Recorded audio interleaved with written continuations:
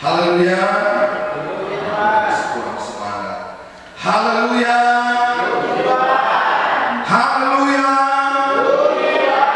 Puji Tuhan. Saudara yang dikasihi oleh Tuhan Yesus Kristus, siang hari ini kita masih pada kebenaran firman Tuhan yang berepisode apa yang menjadi ayat firman Tuhan tadi malam, itu juga ayat yang akan saya sampaikan hari ini. Tetapi ayat dukungannya saja di dalam Matius pasal 5. Kalau tadi malam kan Mazmur, hari ini Matius pasal 5 ayatnya yang ke-8, pendek saja. Matius pasal 5 ayat 8. Untuk menghormati kebenaran firman Tuhan, saya undang kita semua bangkit berdiri dan kita akan baca bersama-sama dalam hitungan yang ketiga. Pendek saja ayat ini. Matius pasal 5 ayat ke-8. Puji Tuhan, sudah dapat? Sudah dapat? Katakan amin. Kita baca dalam hitungan yang ketiga. 2, 3. Berbahagialah orang yang suci hatinya, karena mereka akan melihat Allah. Silakan duduk. Saudara yang dikasihi oleh Tuhan Yesus Kristus, tadi malam kita sudah membaca di dalam Mazmur pasal 24 ayat 1 sampai yang ke-6.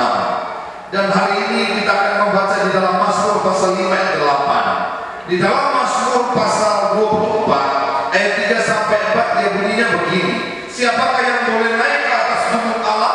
Siapakah yang boleh berdiri di tempatnya yang kudus? Orang yang bersih tangannya dan murni hatinya, yang tidak menyerahkan dirinya kepada penipuan dan yang tidak bersumpah palsu. Dan hari ini saya akan berbicara tentang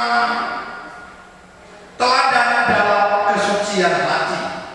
Saudara yang dikasihi oleh Tuhan Yesus Kristus, sebuah ungkapan mengatakan begini: jika ingin belajar, belajarlah dari ahlinya.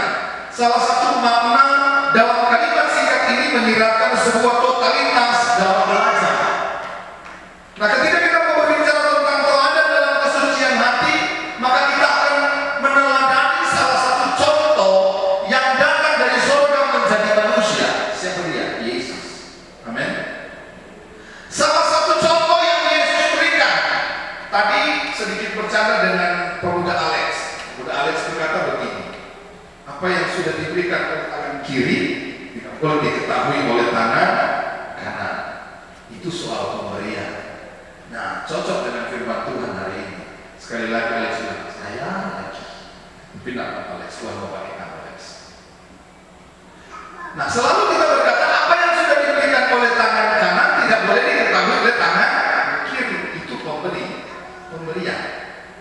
Soal memberi memang jangan sampai diketahui oleh tangan kanan. Tapi sekarang bukan lagi tangan kanan. Oh, seluruh dunia pun tahu apa yang sudah diberikan tangan kanan, langsung dipost di sosial media. Terima kasih atas sepatunya, terima kasih atas bajunya, terima kasih atas pemberiannya. Maka saya paling malas memposting sesuatu pemberian dari orang, kecuali saya post tentang pelayanan atau firman atau apa lagi. Tapi bukan soal pemberian. Namun ini bukan soal pemberian. Salah satu contoh untuk diteladani, maka salah satu contoh itu juga harus kita lakukan.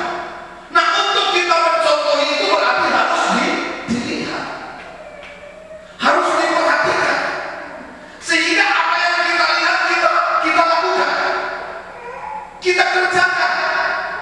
Nah, ketika kita mengerjakan ini, baru kita akan sadar, benar ternyata yang mengajarkan ini kepada saya tidak salah. Dan saya mau katakan Yesus tidak pernah salah. Yang banyak salah itu saya dan saudara. Betul tidak? Manusia tidak sempurna. Yang sempurna adalah Yesus. Sehingga kalau saya menyembah Tuhan, saya datang di hadirat Tuhan, saya selalu berkata begini: Yesus tidak pernah salah. Yesus tidak pernah salah. Apa yang Dia buat baik buat saya. Yesus tidak pernah salah. Yesus tidak pernah salah. Amin. Sehingga dalam sebuah ungkapan berkata bahwa jika kita ingin belajar, belajarlah dari ahlinya. Sebuah pekerjaan, hal-hal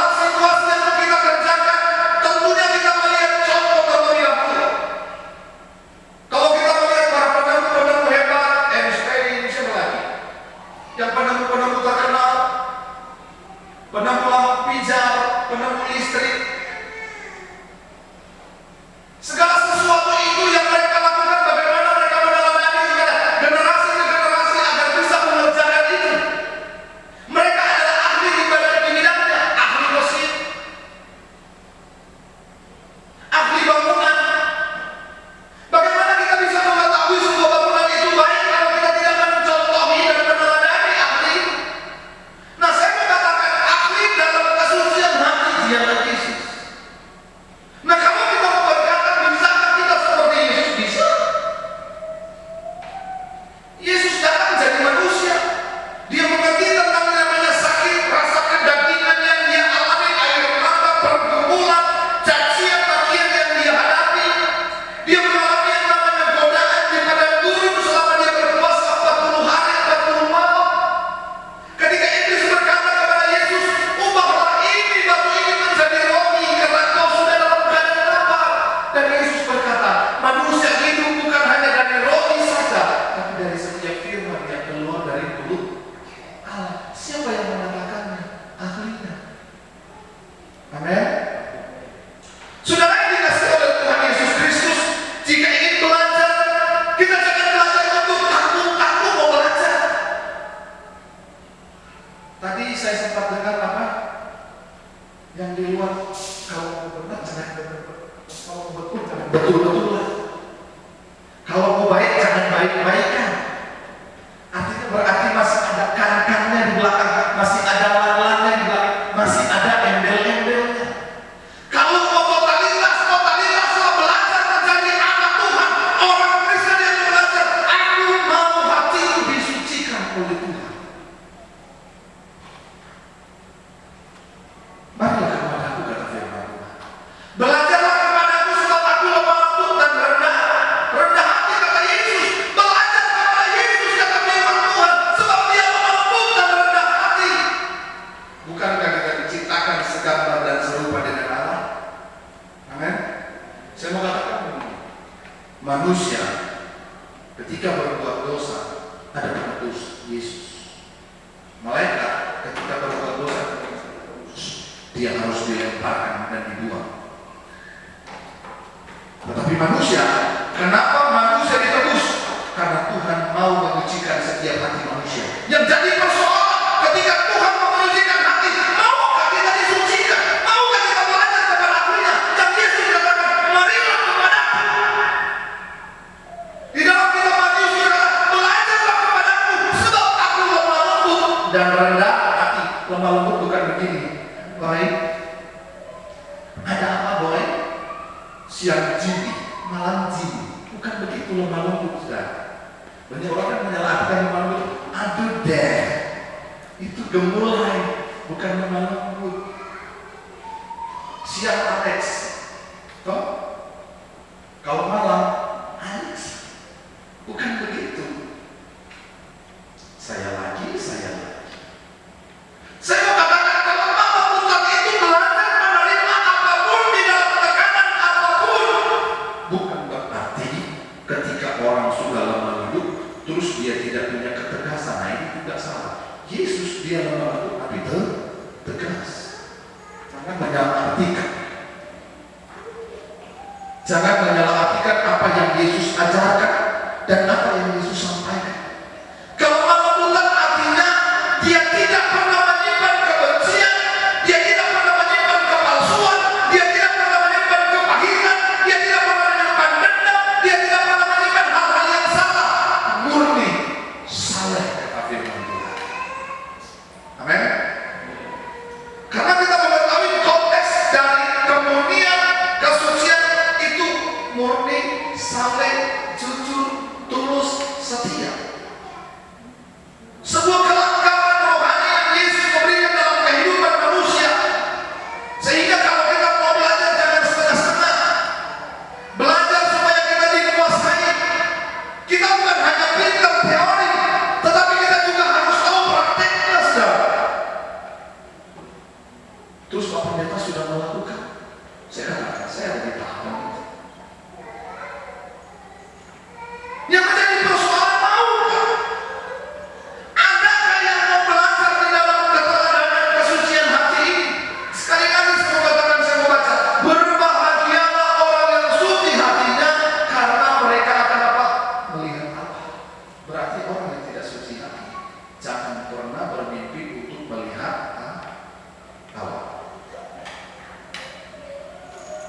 Sekali lagi saya mengatakan di dalam kitab Kejadian, Yesus Allah berkata, marilah kita menciptakan manusia segambar dan serupa dengan Allah.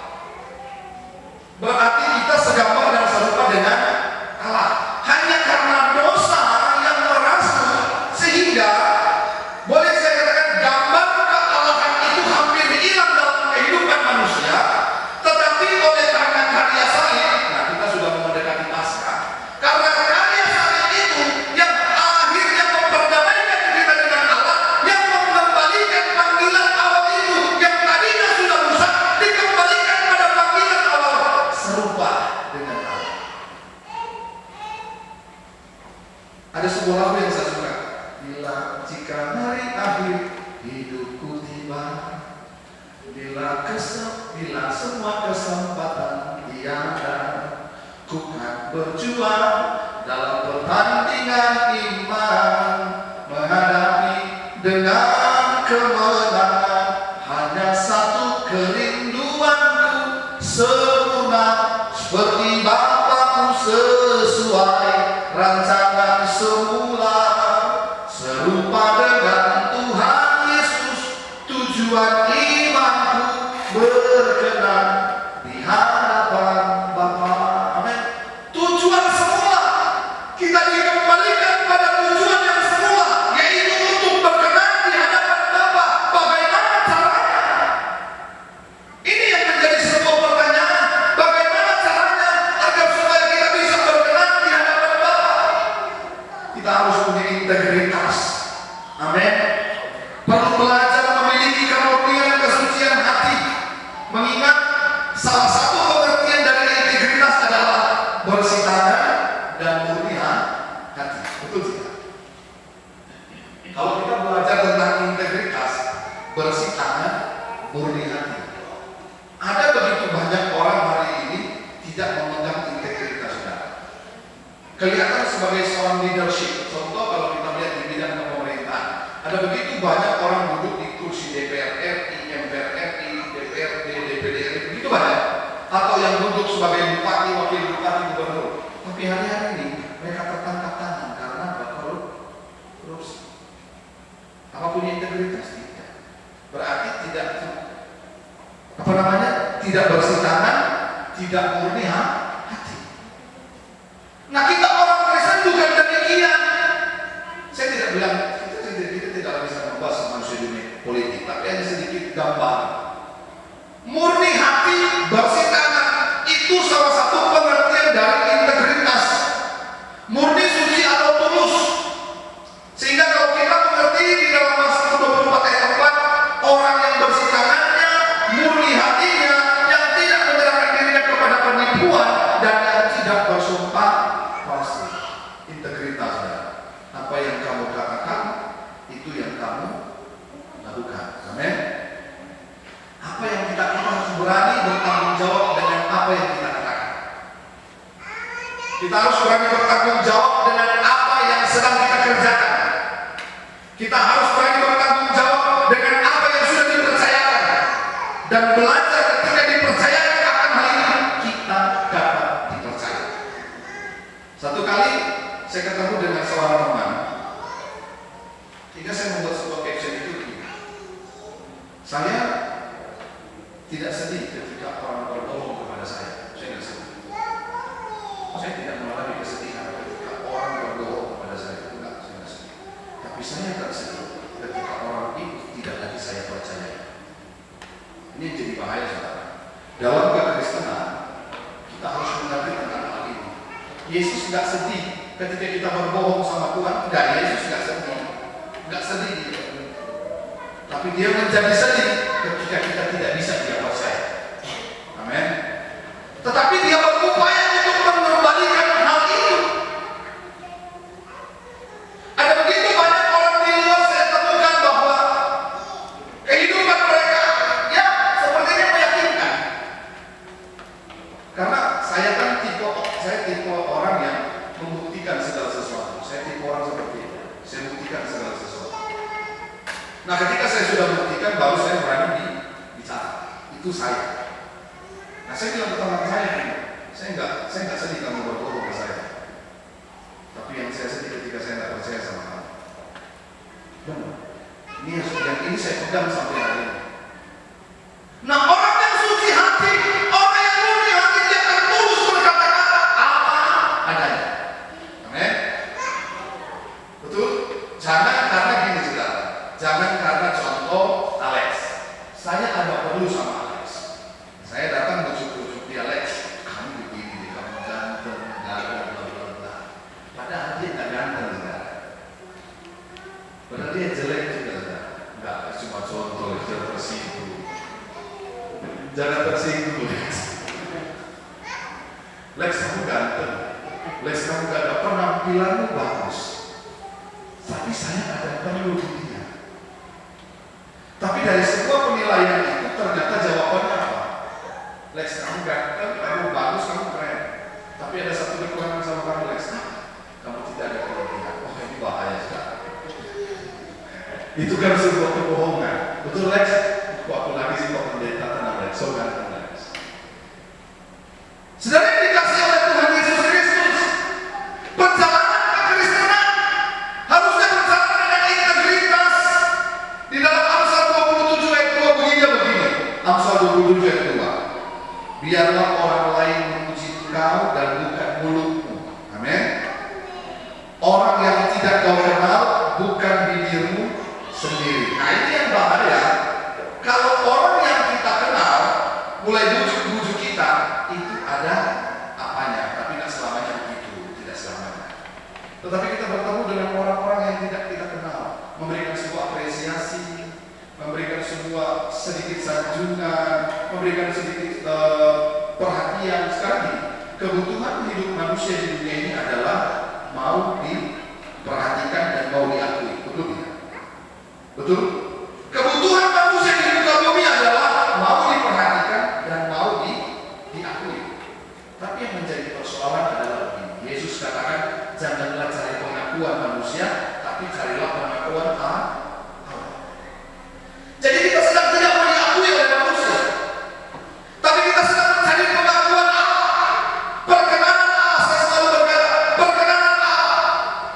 Nah, bersikapnya lebih menunjuk pada area eksternal atau tindakan yang terlihat. Segala sesuatu yang kita buat, yang saya katakan tadi, kalau saya buat begini, saya mau orang mencontohi dan meneladani apa yang saya buat. Bersikap, apa yang saya kerjakan itu sebuah contoh dan teladan. Itu bagian dan area eksternal dari luar. Tapi bagaimana sesuatu yang tidak kita lihat? Murni, suci hati lebih menuju kepada internal atau keadaan hati. Orang yang tulus hati tidak akan mencari pujian dirinya sendiri. Amin.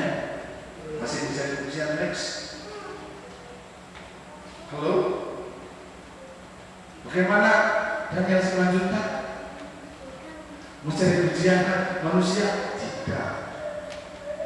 Tapi saya mau katakan begini, kita sedang tidak mengakui, membutuhkan pujian manusia untuk diri kita sendiri. Tetapi kita ingin belajar tentang kemurnian hati, belajar dari ahlinya, the man of integrity, yakni Tuhan Yesus. The man of integrity, manusia yang memegang integritas yang sungguh-sungguh, dia adalah Yesus. Amin. Nah, kita mau belajar dari dia, dari pribadi ini. Ku mau cinta Yesus selamanya. Ketika kita berkata, aku mau cinta Yesus, maka kita mau belajar dari Yesus. Kalau mau belajar dari orang lain, kamu sakit hati, saudara. Makanya saya mengatakan begini, jangan pernah memuji manusia, jangan pernah mengandalkan manusia, jangan pernah terlalu mengambil contoh dan teladan kepada manusia. Kalau dia memberi teladan yang baik, ambil baiknya. Tapi ingat, dari semua kebaikan pasti ada kekurangan dan kelemahan. Tetapi kepada Yesus kita tidak menemukan kesalahan, kita tidak menemukan kesalahan, kegagalan di sana, karena dia adalah the man of integrity.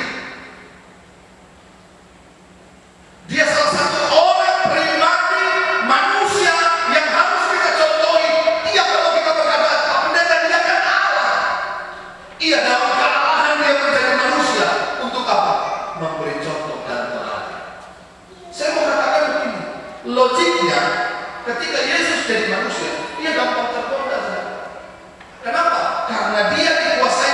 daging.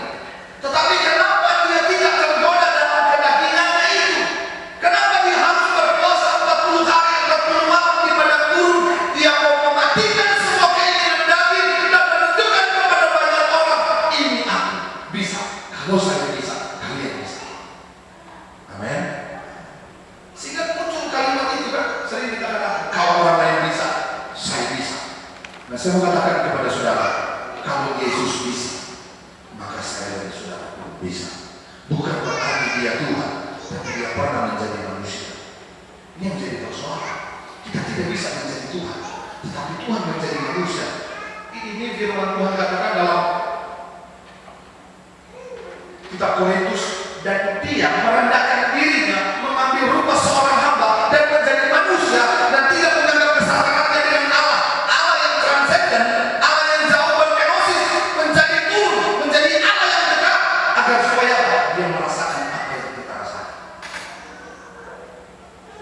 Dia merasakan tekanan itu, dia merasakan godaan itu, ketika disuruh batu menjadi roti, dan ketika dipertontonkan kepada iblis bahwa dunia bisa diberikan kepadanya pada dia pemilik dunia, tapi dia menang. Dan dia disuruh loncat dari bait suci karena ada malaikat yang akan menatangnya, tapi Yesus menang. Nah, dalam ketiga godaan ini Yesus menang. Dalam ketiga godaan ini kita pun akan menang. Amin. Harta, tahta, dan soal perut. Saya mau katakan kepada saudara, kenapa Esau menggadaikan kacang merah hanya untuk harta kekayaan, harta warisan yang hak kesulungan? Kenapa? Karena perut. Dia menggadaikan hak kesulungannya hanya karena untuk makan. Ada begitu banyak orang jatuh hanya karena menggadaikan imannya hanya karena kekayaan. Ada begitu banyak anak Tuhan meninggalkan Tuhan hanya karena keputus asa, akhirnya bunuh diri. Tapi Yesus menang atas tiga hal. Menang atas bunuh diri, menang atas tawaran dunia, dan menang atas tiga hal ini yang iblis tawarkan. Sehingga dalam dunia anak muda ada tiga hal yang muncul: hati, harta, dan titik. Tidak, betul tidak? Betul? Next. Daniel Simon Juntak, nanti saya sebut saya padahal kasih kepada Daniel yang sudah menikah. Yang saya sebut ini anak-anak muda. Gimana Daniel Simon Juntak? Yang kita lihat bukan harta, tapi Yesus. Amin. Pak Pendeta, saya punya hati. Ya, harta dan titik.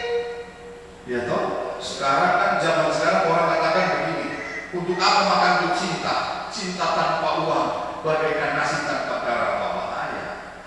Tapi sekarang kita tidak mau tergoda oleh keinginan dunia, sebab kita mengandalkan Tuhan. Katakan amin. Anak-anak Tuhan, bapak-bapak, ibu-ibu, anak muda, seluruh jemaat Tuhan, yang kita andalkan adalah Tuhan yang pertama. Bagaimana supaya kita tinggal dalam keteladanan, dalam kesucian hati? Tidak ada motivasi yang salah. Amin.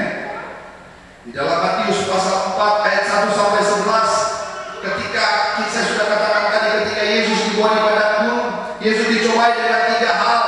Peristiwa yang dialami oleh Tuhan Yesus dalam masa pra pelayanannya, setelah ia berpuasa selama 40 hari, datanglah iblis mencobai Tuhan Yesus. Ada tiga bentuk pencobaan yang dilakukan oleh iblis, di mana dua di antaranya dimulai dari kalimat, jika engkau anak Allah. Cobaan. Ada begitu banyak cobaan yang kita alami. Amin.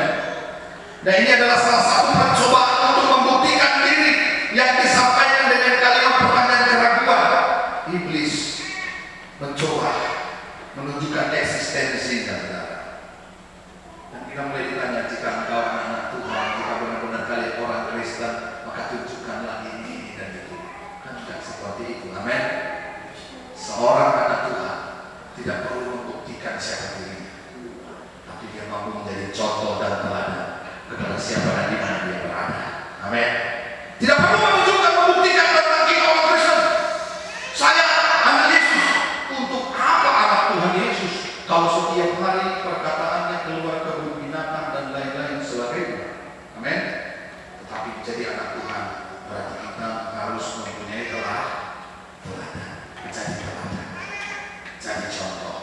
jadi berkat. Tidak ada motivasi yang salah.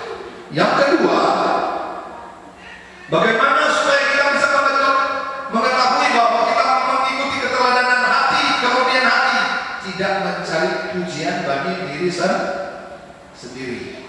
Betul? Nah, kita sedang tidak mencari pujian bagi diri sendiri. Di dalam Matius 6 ayat 1 sampai 7 ada yang Yesus katakan bahwa jangan kamu melakukan kewajiban agamamu di hadapan orang supaya dilihat mereka, karena jika demikian kamu telah beroleh upah dari Bapamu yang di surga. Kamu tidak beroleh upah dari Bapamu yang di surga. Ketika kita hanya melakukan kewajiban yang sering kita katakan rutinitas, yang penting orang lihat ke gereja, yang penting orang lihat beribadah, yang penting orang lihat setiap hari ada postingan status-status rohani. Mungkin Alex bilang, saya lagi Pak Pendeta, kan saya sering kirim. Pak Bondan bilang, kan saya sering kirim di grup, jangan singgung saya Pak Pendeta. Tidak begitu. Tapi jangan jadikan itu sebuah rutinitas. Sebab firman Tuhan berkata, kamu tidak beroleh upah dari Bapamu yang di surga. Kenapa tidak beroleh upah dari Bapa di surga? Kita sudah mendapat upah di bumi. Upah di bumi ketika kita mendapat pujian manusia. Itu udah upah. Hasil dari apa kita diakui. Tapi terhadap Bapa di surga kita tidak mendapat upah. Firman Tuhan katakan bahwa manusia hidup di dunia ini akan mendapat upah masing-masing. Apa yang kita tabur itu yang akan kita tuai. Tapi hendaklah kita menuai hal-hal yang baik dan kita menabur hal-hal yang baik. Tentang sedekah, nah ini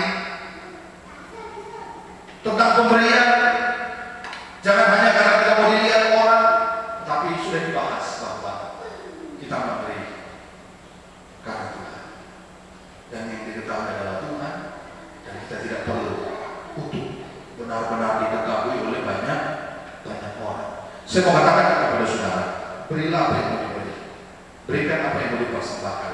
Dan saya mau katakan bahwa ketika kita mempunyai kemurnian hati, ketika kita mempunyai kesucian hati, maka bersih tangan, bersih hati, luar dan dalam, apa yang kita taruh di dalam hati, maka itu juga yang akan keluar dari firman Tuhan. Saudara yang dikasih oleh Tuhan, tentang berdoa pun demikian. Tapi kalau memang di gereja kalau tidak mau, kita harus berdoa di atas mimbar, dilihat orang dan berdoa buat banyak orang. Tetapi jangan seperti ahli-ahli Taurat dan orang-orang Farisi pada waktu itu, ketika mereka ada di persimpangan jalan dan mereka berdoa di persimpangan jalan, mereka mulai seperti menggerak-gerakkan badan mereka di persimpangan jalan agar mau dilihat oleh banyak orang. Bukan seperti itu, tetapi tujuan kita adalah tujuan dari dalam untuk memuliakan nama Tuhan. Bersih tangan, bersih hati, hidup di dalam kesucian, sehingga seperti kata firman Tuhan tadi bahwa karena mereka akan melihat Allah. Siapa yang akan melihat Allah? Saya dan saudara yang akan melihat Allah. Puji Tuhan, mari kita bangkit berdoa. Yesus tidak pernah salah. Yesus tidak pernah salah. Apa yang dia buat, apa yang dia buat baik.